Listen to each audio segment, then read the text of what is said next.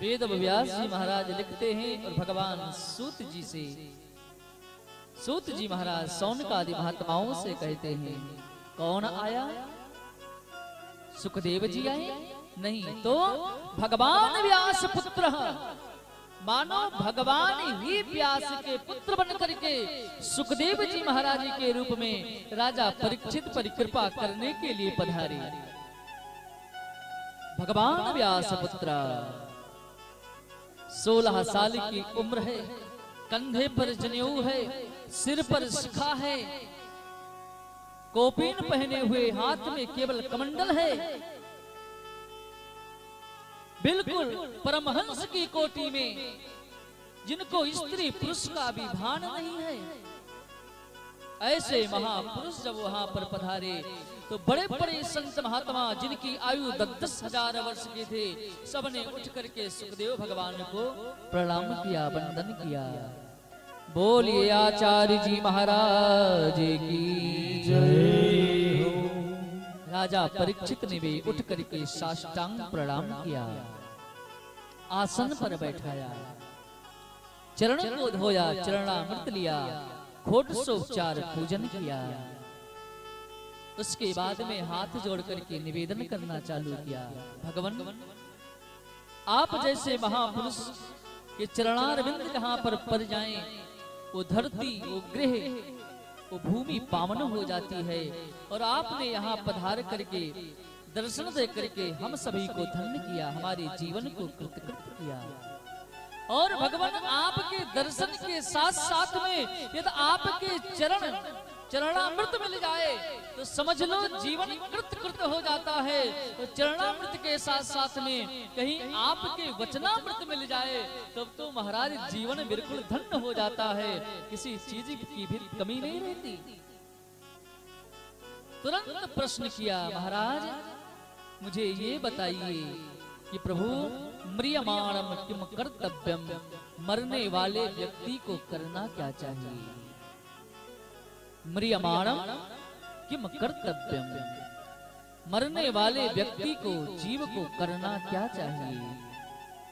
और भगवान जीव के धर्म क्या हैं? जीव क्या सुने क्या ना सुने, कौन से कर्म करे, कौन से शास्त्र पुराण को सुने, कौन से नाम को जप करे, कौन सी ध्यान धारणा करे, आप मुझे ये बताने की कृपा करें। इस प्रकार जब राजा परीक्षित ने आचार्य सुखदेव भगवान के सामने ऐसा निवेदन किया, सुखदेव ने कहा, राजन कम से कम आए हैं, ठीक से बैठे तक नहीं, आपने प्रश्नों की झड़ी लगा दिया। राजा परीक्षित ने कहा, भगवान आप जैसे संत गोदोहन काल से ज्यादा कहाँ रुकते ही हैं, और मुझे ये भी पता है कि आप जैसे संतों से यदि कुछ पूछ लिया जाए तो बिना उसका उत्तर दे हुए आप कहीं जल्दी जाते भी नहीं हैं। इसलिए भगवान जो मैं आपसे पूछा हूँ, आपसे निवेदन है कि जो मैं आपसे पूछा हूँ आप उसका सब उत्तर देकर तभी यहाँ से जाएंगे। ऐसा प्रश्न करके राजा परीक्षित ने भगवान सुखदेव के चरणों में अपने सर को रख दिया। देखिए मेरे भाई बहन, कथा मिलना इतना आसान नहीं होता। कथा के लिए बहुत बड़ा प्रारब्ध, बहुत बड़ा संघर्ष, बहुत बड़ा योजना भी बनाया जाता है। और जब भगवान की कृपा उसमें जुड़ी हो तभी ऐसे समय जीवन में मिलते हैं। नरहर बिरहा के समस्त भक्तों ने मिलकर के ऐसी योजना बनाई, न जाने कितने दिनों से तैयारियां किया, तब जाकर के ये कथा मिली सुनने को। और वो भी उसमें भगवत कृपा, जब तक नारायण की कृपा नहीं होगी तब तक सामने होते हुए भी नहीं प्राप्त हो सकता। आज कथा का तीसरा दिन है। बहुत लोग सोच रहे होंगे अरे आज नहीं कल, कल नहीं परसों चलेंगे कथा सुनने के लिए, लेकिन आज कल करते करते करते करते समय व्यतीत हो जाएगा और उनका कल कभी नहीं आएगा। क्योंकि भगवान की जब तक कृपा नहीं होगी तब तक यहाँ पर कोई आ ही नहीं सकता। यही सरयावत अति कठिनाई, यही सरयावत अति कठिनाई, राम कृपा बिनु आई राम कृपा बिनु आई न जाई। यही सरयावत अति कठिनाई, यही सरयावत अति कठिनाई, राम कृपा बिनु आई न जाई। राम कृपा बिनु आई न जाई। बिनु सत्संग हो विवेक न होई, बिनु सत्संग विवेक न होई, राम कृपा बिनु सुलभ न सोई, राम कृपा बिनु सुलभ न सोई। यही सरयावत अति कठिनाई, यही सरयावत अति कठिनाई। भगवान की जब तक कृपा नहीं होगी तब तक यहाँ पर आना बहुत मुश्किल है साहब। जब तक यहाँ पर कोई नहीं आएगा तब तक विवेक नहीं हो सकता। विवेक और ज्ञान बहुत फर्क है तो एक दूसरे के पर्यायवाची शब्द। ज्ञान विवेक ये सब एक दूसरे के एक दूजे के पर्यायवाची शब्द हैं, लेकिन ज्ञान किसी भौतिक वस्तु में होता है और विवेक अध्यात्म और भौतिक दोनों से जुड़ा होता है। ज्ञान केवल हमको भौतिक वस्तुओं की जानकारी देता है। ज्ञान से डॉक्टर बना जा सकता है, इंजीनियर बना जा सकता है, लेकिन स्वामी विवेकानंद नहीं बना जा सकता, स्वामी दयानंद सरस्वती नहीं बना जा सकता। स्वामी दयानंद सरस्वती बनना है, स्वामी विवेकानंद बनना है, तो उसके लिए विवेक चाहिए और विवेक अध्यात्म और भौतिक दोनों को जोड़ करके चलता है। इसलिए प्यारे जीवन में भगवत कथा बहुत जरूरी है।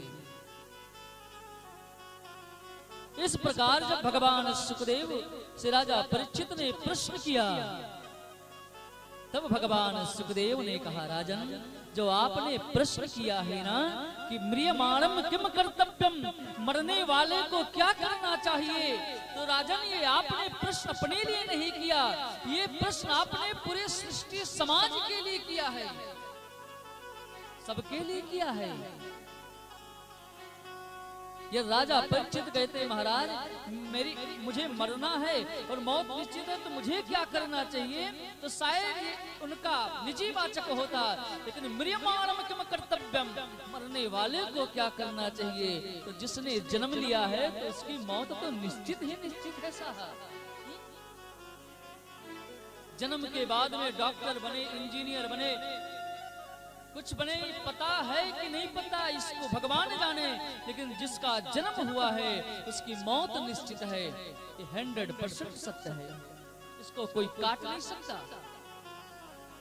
राजा परीक्षित ने प्रश्न सबके लिए किया, क्योंकि जिसने जन्म लिया तो मरना सभी को है।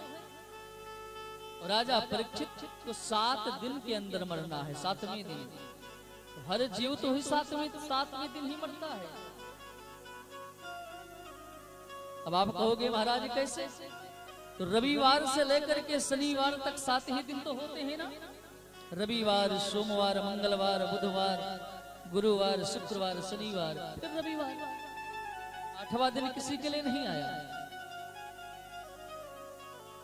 इसलिए प्यारे हम सभी को ये सोचना है जैसे राजा परीक्षित ने सोचा हमें आपको क्या करना है। तो राजा परीक्षित के प्रश्न को सुन करके भगवान सुखदेव कहते हैं राजन वरीयाने सते प्रश्न कृतो लोकहितो नृपा। हे राजन, जो आपने ये प्रश्न किया केवल आपने अपने लिए नहीं पूरे समाज के लिए किया। आप लोग श्री रामचरितमानस जी का पाठ करते होंगे तो उसमें आप पढ़े होंगे जब माँ भगवती पार्वती ने भगवान शिव से प्रश्न किया कि बाबा मैं राम कथा सुनना चाहती हूँ, राम कवन, मैं राम को पूछना चाहती हूँ आपसे, राम कथा सुनना चाहती हूँ, मुझे राम कथा सुनाओ। जिस राम को मैं समझ ना पाई, राम कथा को जान ना पाई, उसको मैं दोबारा जानना चाहती हूँ, मुझे आप बताओ। तब भगवान शिव ने कहा देवी जी जो आपने राम कथा पूछा है, भगवत कथा पूछा है, ये केवल अपने लिए नहीं ये पूरे जगत के लिए पूछा है। और भगवान शिव मां पार्वती को धन्यवाद देने लगे। देवी आपको प्रणाम है, आपको वंदन है कि जिसने अपने निमित्त को बना करके जगत का कल्याण करने के लिए भगवत कथा को प्रवाहित करने का प्रयास किया। ये मैं नहीं कहता, रामायण जी में लिखा है कि धन्य धन्य गिरी, बाबा ने कहा कि धन्य धन्य गिरी राजकुमारी, धन्य धन्य गिरी राजकुमारी, तुम समान नहीं को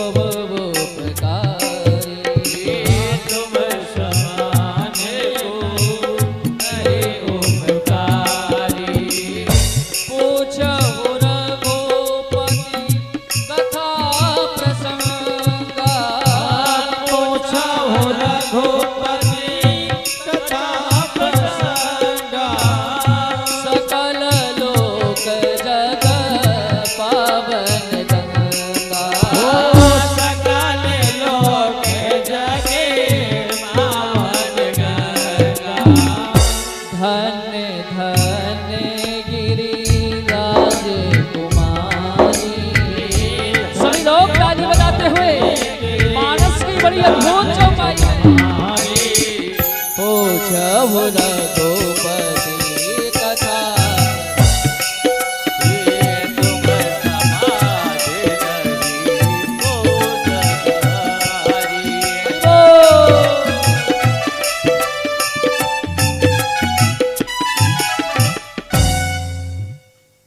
भगवान शिव ने कहा देवी जी आपने जो ये कथा पूछ करके जगत का कल्याण किया, आपने जगत का उद्धार किया है, जगत का हित किया।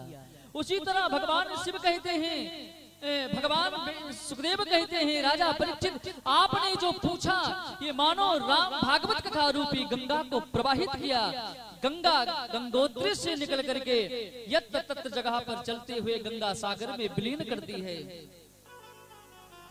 जीव को पावन होना है तो गंगा में जाकर के डुबकी लगाना पड़ेगा, लेकिन भागवत कथा रूपी स्वयं पहुंच करके यत्र तत्र सबको एकत्रित करके कथा का प्रवाह करा करके जगत का कल्याण करेगी, जगत का हित करेगी। आपने बहुत सुंदर प्रश्न किया। देखिए प्यारे, कथा को गंगा कहा, कथा को गंगा कहा। हमारी भारत की धरती पर एक से एक पवित्र नदियां हैं। गंगा जी, यमुना जी, गोमती जी, सरजू महारानी।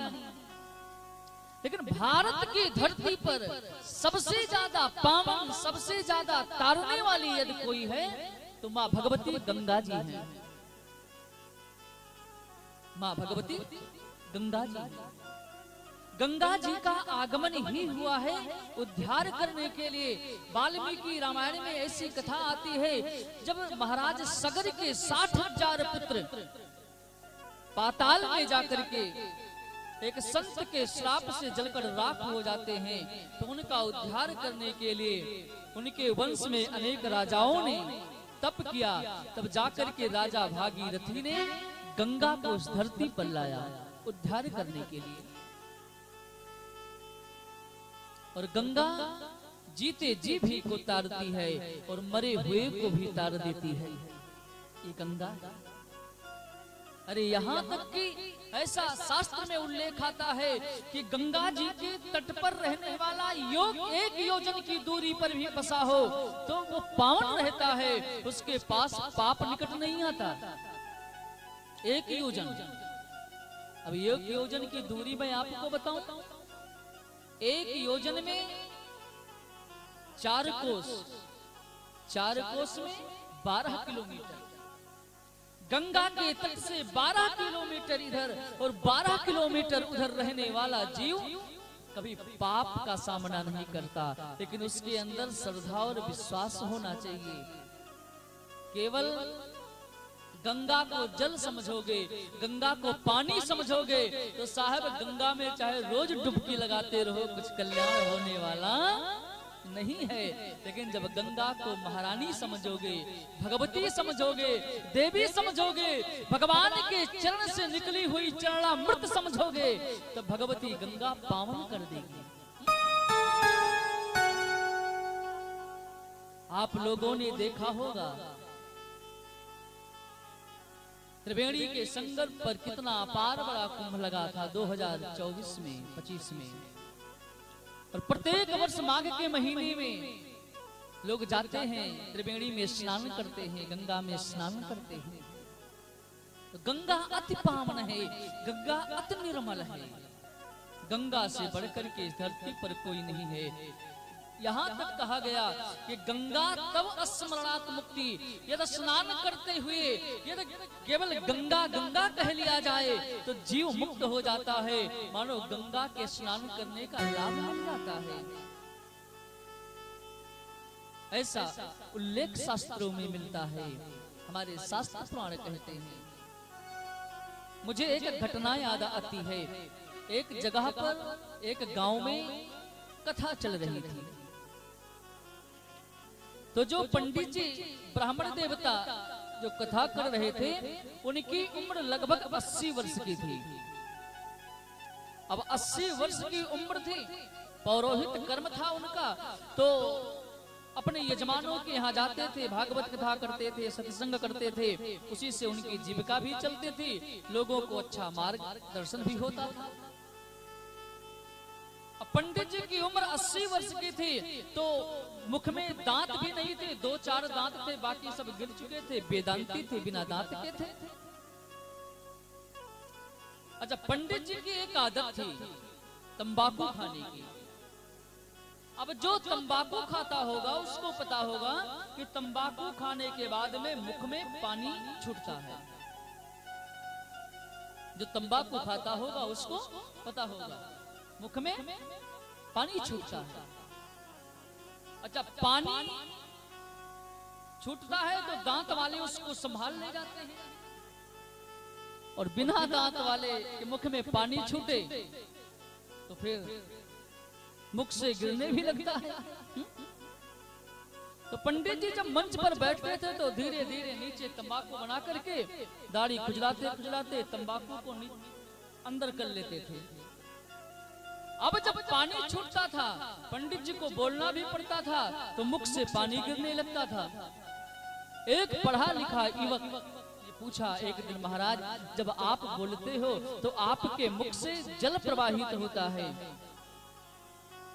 पंडित जी ने सोचा कहीं कह दो बेटा तंबाकू खाता हूँ तो हंसी होगा कि सबको उपदेश देते हैं, स्वयं तंबाकू मंच पर खाते हैं। बोले बेटा नहीं पता, अरे जब मैं कथा को प्रवाहित करता हूँ तो मेरे मुख के कथा के साथ साथ में एक तरफ से गंगा जी एक तरफ से यमुना जी प्रवाहित होने लगती हैं, हमारा मुख ही त्रिवेणी बन जाता है। कहा अच्छा, आपके मुख में गंगा जी रहती है महाराज? हाँ, केवल कथा के समय। ठीक है महाराज। 2 दिन के बाद में वो युवक आया एक कागज की पुड़िया लेकर के, और मंच पर पंडित जी बैठे, उनको दे दिया, महाराज जी ये। पंडित जी ने देखा, सफेद पाउडर था, सोचे कोई प्रसाद होगा, उठाकर मुख में गटक लिया, मुख में डाल दिया। अब वो न तीखा है, न मीठा है, न करसैला है। उसको बुलाया, बेटा ये कहाँ का प्रसाद है? अयोध्या गए थे क्या, या काशी विश्वनाथ का दर्शन करने गए थे, वहां का प्रसाद है क्या? कहाँ का प्रसाद है? उस युवक ने कहा, गुरुदेव ये प्रसाद नहीं, आज के 4 साल पहले हमारे दादाजी का शरीर छूट गया था, तो उनके फूला समझते हैं ना, मरे हुए व्यक्ति की हड्डी को गंगा जी में डाला जाता है, उसको फूला बोलते हैं। तो उनकी हड्डी रखी हुई थी, गंगा जी तक पहुंचा ना पाया, तो मैंने सोचा जब गंगा जी यहीं पर आ गई हैं तो आपके मुख में डाल दिया जाए पाउडर बना करके, उनको स्वर्ग हो जाएगा। इसलिए मैं आपको मुख में ही डाल दिया पाउडर बना करके। तो प्यारे, गंगा इतनी पावन है कि गंगा की पावनता को ध्यान में रखते कुछ भी किया जा सकता है। गंगा जीते जी तारती है, गंगा मरने के बाद भी तारती है। इसी तरह ये कथा है, भागवत की कथा जीते जी मुक्त कर देती है और मरने के बाद भी मुक्त कर देती है, पावन कर देती है। इसलिए भगवान सुखदेव कहते हैं, राजन आपके प्रश्न अति उत्तम हैं, लेकिन राजन आपने प्रश्न किया है कि म्रियमाणम किम कर्तव्य, मरने वाले जीव को करना क्या चाहिए? तो उसको 3 चीजें करनी चाहिए। क्या? श्रोतव्य, कृतव्य, स्मृतव्य। 3 चीज करे। क्या? सबसे पहले श्रोतव्य, यानी भगवान की कथा खूब सुने। जब भगवान की कथा सुनेगा तो भगवान से लगाव हो जाएगी, भगवान से प्रेम हो जाएगा, भगवान से अपनत्व हो जाएगा। और जब भगवान की गाथा सुनोगे तो उनके स्वभाव को पता चलेगा कि भगवान कैसे हैं। तो भगवान के स्वभाव को सुन करके मरने का डर खत्म हो जाएगा। फिर सुनने के बाद में उनकी कीर्ति का गान करें, स्वयं सुने, फिर उनके कीर्ति का गान यानी दूसरे को भी सुनावे। चिंता मत करो, मेरे ठाकुर जी तो ऐसे दयालु, ऐसे करुणावर वाले हैं कि अपने भक्तों के ऊपर हमेशा दया करते हैं।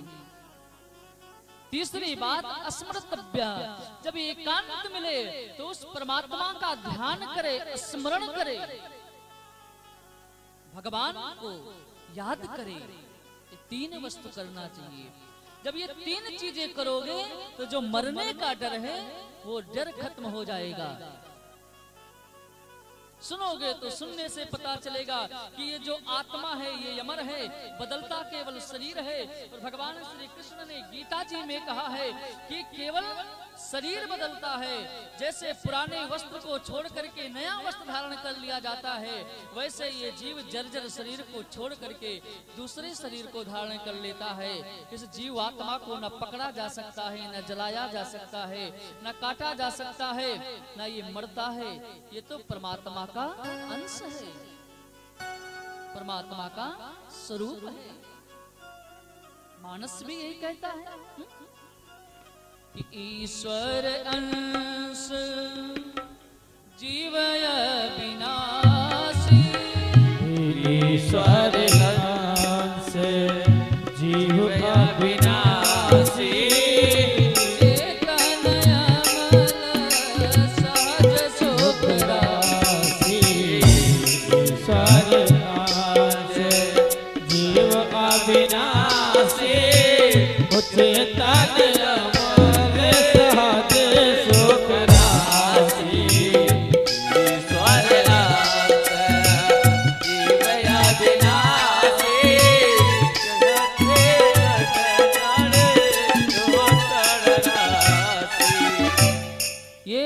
आत्मा है, ये भगवान का ही स्वरूप है। अपने कर्म के कारण ये जीवात्मा भगवान से विलग हो गया, लेकिन बार बार प्रयास करता है कि हम भगवान से मिलें, भगवान से मिलें। जैसे अग्नि का प्रत्यक्ष संबंध सूर्य से है, अग्नि को चाहे जितने नीचे जला दो उसकी लौ ऊपर रहेगी, क्योंकि सूर्य को हमेशा चाह करती है अग्नि, क्योंकि सूर्य ऊपर है। जल का संबंध समुद्र से है। जल को चाहे जितने ऊपर से गिराया जाए ऊपर नहीं भगेगा, नीचे की तरफ आएगा, क्योंकि समुद्र नीचे है, धरती पर है। उसी तरह ये जीव आत्मा परमात्मा का अंश है। जब एकांत में होता है तो ये कभी चिंतन करता है। और आप विचार करिए, आप भी जब एकांत में होते होंगे तो कभी कभी सोचते होंगे कि अपने लिए क्या किया गया। एक दिन यहाँ से जाना है तो कम से कम उस भगवान के लिए तो कुछ कर लिया जाए। सब कुछ यही रह जाएगा, लेकिन केवल एक भगवान का भजन, भगवान का पूजन, भगवान का चिंतन किया हुआ दान पुण्य ही साथ में जाता है और जीवन में कुछ साथ में जाता नहीं। इसलिए हमेशा सुनना चाहिए, हमेशा सुनाना चाहिए और भगवान का स्मरण करना चाहिए। ये तीन चीजें करने से जो मौत का डर है वो खत्म हो जाएगा। और जब भगवान के बारे में सुनेंगे तब हमको भगवान के स्वभाव का पता चलेगा, क्योंकि बिना जानने से प्रेम नहीं होता। हमारे आपके बगल में चाहे जितना बड़ा व्यक्ति बैठा हो, जब तक हम उसको नहीं जानते तब तक उस पर प्रेम नहीं होगा, कोई लगाव नहीं होगा।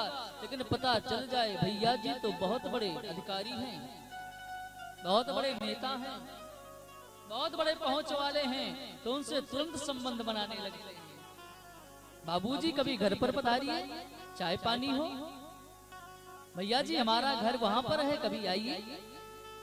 संबंध बनाने लगते हैं कि कहीं न कहीं कभी न कभी हमारे ये काम आ सकते हैं। उसी तरह इस जीवन की नैया पार करने के लिए केवल एक भगवान ही सहारा होते हैं, भगवान ही काम आते हैं। इसलिए हमेशा भगवान को याद करते रहना चाहिए, भगवान को हमेशा स्मरण करते रहना चाहिए। इस प्रकार जब बताया तब तो राजा परीक्षित ने कहा कि हे भगवान, यदि अब मेरी मौत हो जाए तो मुझे अब बिल्कुल चिंता नहीं, क्योंकि जो आपने मुझे बता दिया, ज्ञान दे दिया प्रभु, अब तो अपने आप में मैं आनंदित हो गया। ये आत्मा भगवान का स्वरूप है, शरीर तो नश्वर है। लेकिन हे गुरुदेव, हमारे पास 7 दिन हैं, तो इसलिए अब मैं जो जो प्रश्न करता रहूं आप उसका उत्तर देते रहें, जिससे आप मेरे सामने विद्यमान रहें, आपके सामने मेरा शरीर छूटे। भगवान ये बताइए कि सृष्टि कैसे आगे बढ़ी, सृष्टि की रचना कैसे हुई। भगवान इस